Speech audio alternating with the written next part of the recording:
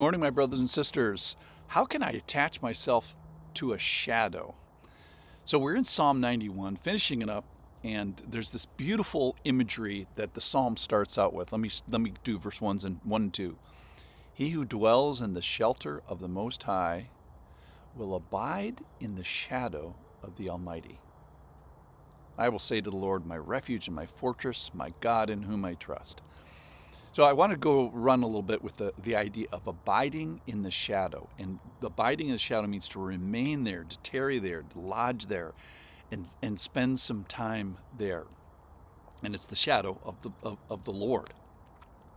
So the idea is to dwell so close to the Lord that the believer guy or gal is within shadow distance. And the shadow is how close I want to be to the standing of the Lord. I want to be, other imagery from Psalm 91, I want to be under the pinions of his wings, the collection of the feathers in a wing. I don't want to fear the terrors of the night and the arrows that fly by day. I want to make the Lord my dwelling place. I want to be in the place where no evil be allowed to befall. I want to be in the place where I'm guarded by angels, borne up lest my foot strikes a stone. I want the protection of the Lord, to know the Lord's name, and I want the Lord to be with me in trouble. Psalm 91 speaks about all of that stuff. And the neat thing about Psalm 91 is, when are all those wonderful, beautiful imagery enacted? Well, it's in the days of trouble. It's in with snares and fowlers and deadly pestilence, terrors at night, arrows that fly by day, destruction, thousands falling at your side.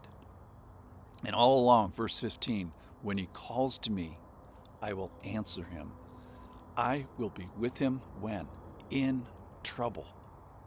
So during all of that, what is the person doing? What is the psalmist doing? He's calling out to the Lord. He's holding fast to the Lord in love. He's knowing the Lord's name. He's treading on lions and serpents. He's making the Lord his dwelling place. And because he dwells in the shelter of the Most High and abides in the shadow of the Mighty, he's doing both of those things. He's saying to the Lord, my refuge and my fortress, my God in whom I trust. So it's a very active. So first we have trouble, then we have this guy doing all these faithful actions, and then finally, what is the Lord doing? Well, he's doing the heavy lifting, obviously. He's delivering from the snare. He's delivering from the fowler, this fiendish person. He's delivering from deadly pestilence. He's covering with the protection of his feathers, his pinions. He's making this place of refuge under his wings. And he's all along, he's faithful.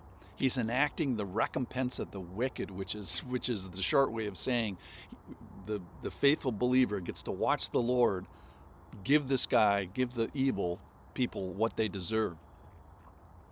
The faithful guy is under this ultimate protection. No evil shall allowed to befall you, no plague come near you.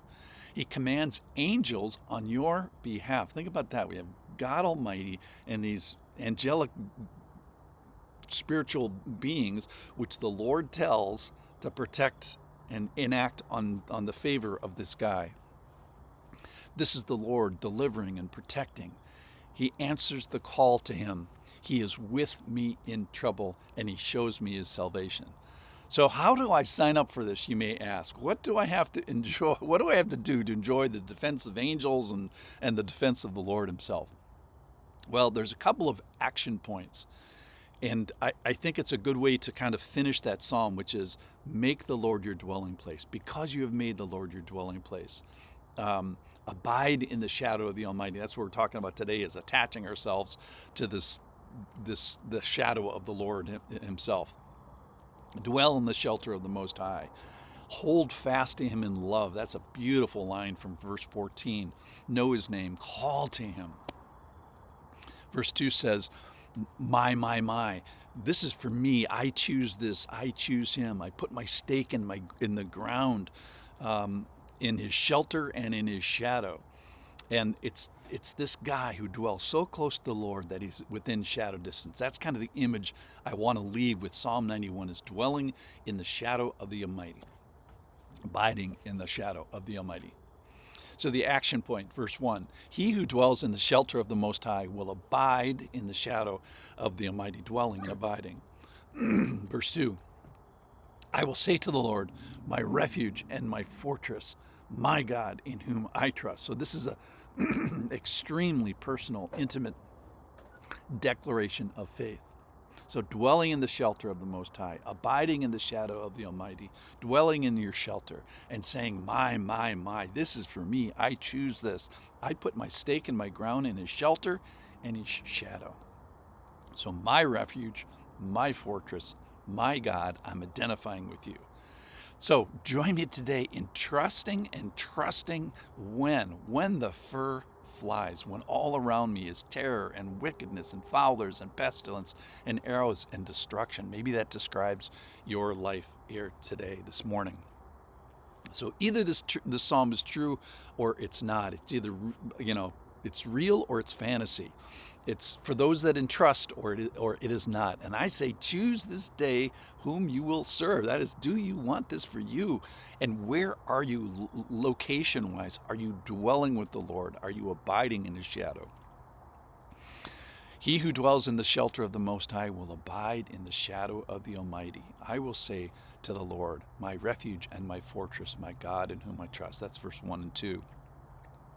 So who will also do verse 14, one of my other favorites, is who will hold fast to the Lord when in love. Remember, that's the attachment locally and nearly and familiarly. So we want the familiarity of the friendship of God, but we also want the fondness. So who will declare with me, I will say to the Lord, my refuge, my fortress, my God in whom I trust. All right, so let's abide in the shadow. Let's remain there. Let's tarry and lodge and spend some time there. And let's put your stake in the ground in his shelter and in his shadow, who dwells so close to the Lord.